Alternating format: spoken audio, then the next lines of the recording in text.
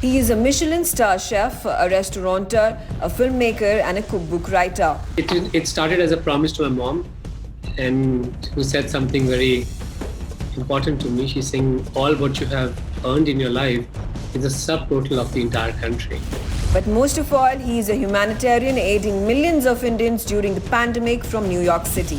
When people will receive the food and they'll send me, the team will say that, chef, it was a successful event. I think I cried the most when we got the food in the trains, which were going from Delhi and they were dispatching all over India. NewsX proudly presents the Vaku Diaspora Dialogue with Vikas Khanna. Well, hello and welcome. You're watching NewsX Vaku. Joining me on the broadcast is Vikas Khanna. He's one of the first Indian chefs to have been awarded a Michelin star in the United States. He has written 35 books and more.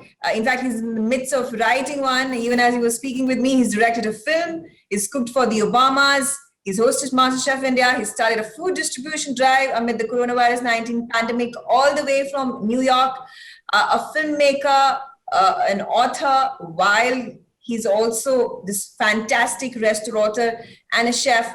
And the biggest of all credential for him being that he's such a humanitarian. It's great to have you, Vikas, on the show. Pleasure to be here, Megan. I'm going to start off with the latest instance that has happened 2020, the pandemic. It hit us really, really bad. India especially was suffering in the second wave. And the entire initiative that started off in your brain in New York City to feed the maximum number of Indians, that the underprivileged, the ones who are needing help, and that's how you went about going it. If you could share that particular instance, that idea that came about, and how did you mobilize so many people, so many resources, so many institutions to feed those, I think 50 million Indians were fed through your Feed India initiative? We crossed 54 or 50, a little bit less than 55.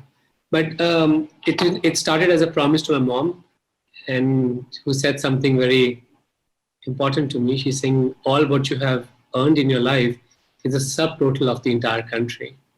So when we need you, we can't have your back towards us. And I was very skeptical because, I was in New York, and time zone difference, resources, India was under lockdown. We couldn't hardly reach out people, it was such a difficult time. And she said that this is the time when we need you for the first time. And that really, I still feel the gravity of that moment of the call with her. When she said, this is the first time your mother needs you like this. And I said, Mom, I fail, I succeed, I'm not going to give up. And we continued working. We built up an entire team in New York, and subsequently we had to build up teams in India, because we had to do teams in different cities, and we had to create centers. So everything had to be done overnight. People we could trust, people we could align ourselves, and the tribe had to be built on that magnitude. Now, of course, challenges are important, but there were heartbreaking moments when food reached the people. That was when I would break down. It will be 7 o'clock in the morning in New York, and I'll be like a little baby. I'll be like, oh, I kept the promise, So every single day was a roller coaster ride for me, and it took a toll on everything I was doing. But one good thing was that, we have a team who also keeps realigning the moral compass, and they said every other project can wait. Feeding people at this time can't wait. So there were some of the projects which I'm the most proud of, that were the ones we did the gas stations on the highways were turned into food stations. It required a different level of logistics to be understood. It was running almost like 10 Michelin stars at the same time, and that also in different countries. The pressure was too much, but what kept me going was that when people will receive the food and they'll send me, the team will say that, chef, it was a successful event. I think I cried the most when we got the food in the trains, which were going from Delhi and they were dispatching all over India. Mm-hmm. That is when I think that night or that morning in New York, I cried like a baby. Because I saw the trains, and we were all reading about what's happening in these trains who were taking migrant workers back to their towns. And it was hot, it was crazy, and it was like there were no proper stations assigned to stop. But all the station people came together when they saw our teams, and we hired people on ground making puris and pickles and kelas and water or slippers. That day was very, very, very emotional for me. When even they were not much, we only fed in that single day. We fed 16 trains, 1/6. But that day I felt, oh my God, it was because we had worked for so many months. We had the structure to put this operation together just in a few hours. And that was. Because you are an emotion man, and if you take a look at your Twitter feeds, if you take a look at your Instagram feeds, there's a picture of you feeding your grandmother. There are a number of times your mother also appears on your feeds, and you really love her, and you love the intrinsic part of India and Amritsar that you come from, and that's very reflective in your food as well. Talk to us about your entire journey as a little boy who dreamt of opening up a restaurant and was very frugal in its resources and enterprising as well, and then traveling all the way to New York, earning that Michelin star, having restaurants, working for the topmost restaurants across the world, and then now becoming a restaurateur. You're an author. There's a documentary that you've done. I remember the Golden Temple, where you've done Seva, and it was all reflective of who you are as an individual. And that's commendable. And it's also overwhelming to have an Indian sitting over there in New York and making our entire Indian community very, very proud. Oh, thank you. This means a lot.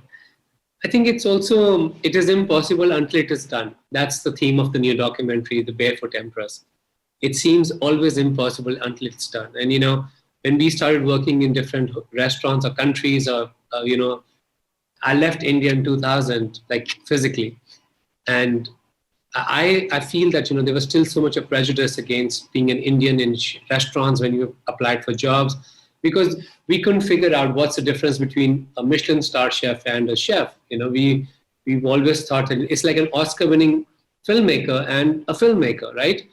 The world has certain awards and recognitions and certain medals. We are watching the Olympics right now, and these medals are confirmation of the global stage.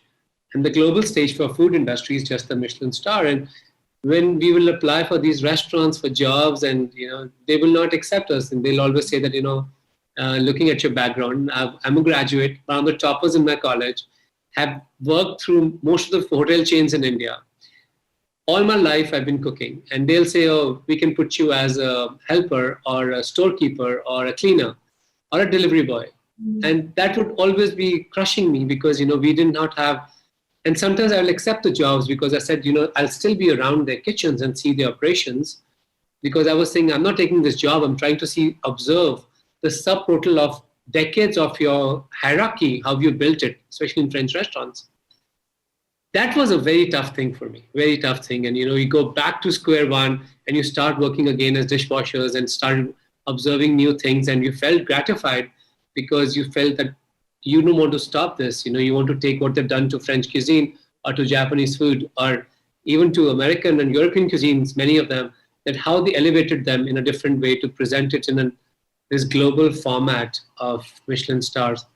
It was a very tough challenge, but it was impossible. And I think Vineet Bhatia winning a Michelin was also, and by the way, I was not the first Michelin star. It was Vineet Bhatia. I was one of the first in America. Before me, it was Suvir Saran. Okay. And, we have to respect that people who did it the first. And, I was still building up the space. And when Vineet won the Michelin star in London, that is when my whole concept changed. I would disagree with people telling me that your food is not enough to win a Michelin star. And I'll always punch them with Vineet's name and said, he did it in London. I'm going to do this in New York.